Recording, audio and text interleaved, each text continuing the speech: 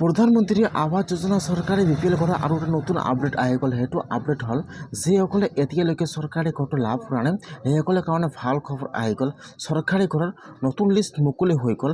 যদি আপোনালোকে এতিয়ালৈকে চৰকাৰী ঘৰটো লাভ কৰা নাই তেনেহ'লে আপোনালোকে আজিয়ে চৰকাৰী ঘৰৰ নতুন ভেৰিফাই লিষ্টটো চেক কৰক যে আপোনালোকৰ লিষ্টত নামটো আহিছে নে অহা নাই। এটা কিন্তু নতুন জিঅ'টিক লিষ্ট আহি গ'ল। যিসকলে চৰকাৰী ঘৰৰ বাবে আবেদন কৰিছিল এতিয়ালৈকে চৰকাৰী ঘৰটো লাভ কৰা নাই এতিয়া কিন্তু সকলোৰে লিষ্টত নাম আহি গৈছে।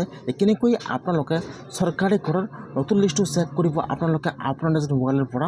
মই আজি এইটো ভিডিঅ'ত আপোনালোকক সম্পূৰ্ণ প্ৰচেছ ষ্টেপ বাই ষ্টেপ দেখুৱাই দি আছোঁ। জানিবলৈ হ'লে ভিডিঅ'টো সম্পূৰ্ণকৈ চাই ল'ব স্কিপ নকৰাকৈ।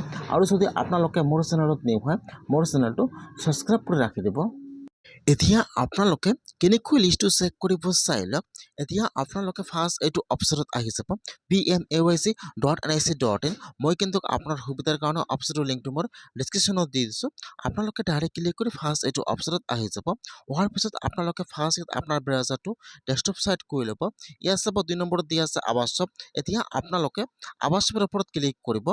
তাৰপিছত আপোনাৰ ওচৰত এইটো অপশ্যন অপেন হৈ যাব। এতিয়া আপোনালোকে ৰিপৰ্টৰ ওপৰত ক্লিক কৰিব।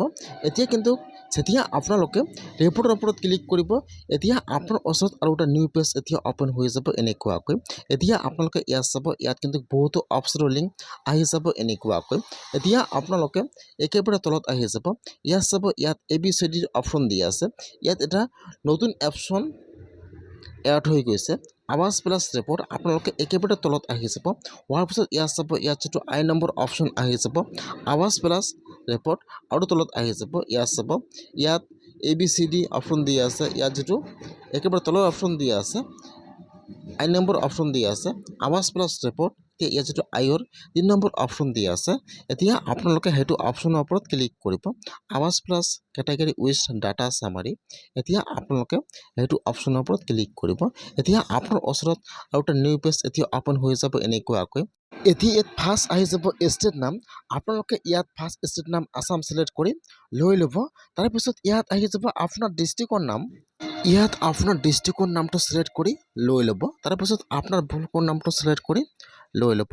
তাৰপিছত আহি যাব আপোনাৰ পঞ্চায়তৰ নাম চিলেক্ট কৰি লৈ ল'ব। ইয়াত আপোনাৰ সকলো এড্ৰেছটো চিলেক্ট কৰি লৈ ল'ব। তাৰপিছত আপোনালোকে এতিয়া 4 নম্বৰৰ ওপৰত ক্লিক কৰিব।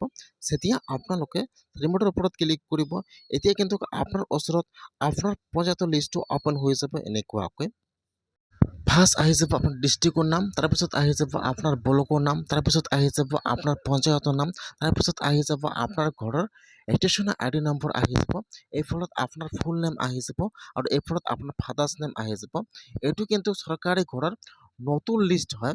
যিসকলে এতিয়ালৈকে চৰকাৰী ঘৰটো লাভ কৰা নাই সেইসকলৰ কিন্তু লিষ্টত নাম আহি গৈছে। যিসকলে চৰকাৰী ঘৰৰ কাৰণে নতুনকৈ এপ্লিকেশ্যন কৰিলে সেইসকলৰ এইটো লিষ্টত নাম আহি গৈছে। যদি আপোনালোকে এতিয়ালৈকে চৰকাৰী ঘৰটো লাভ কৰা নাই তেনেহ'লে আপোনালোকে আজিকে চৰকাৰী ঘৰৰ নতুন লিষ্টটো চেক কৰক যে আপোনালোকৰ লিষ্টত নামটো আহিছে নে অহা নাই।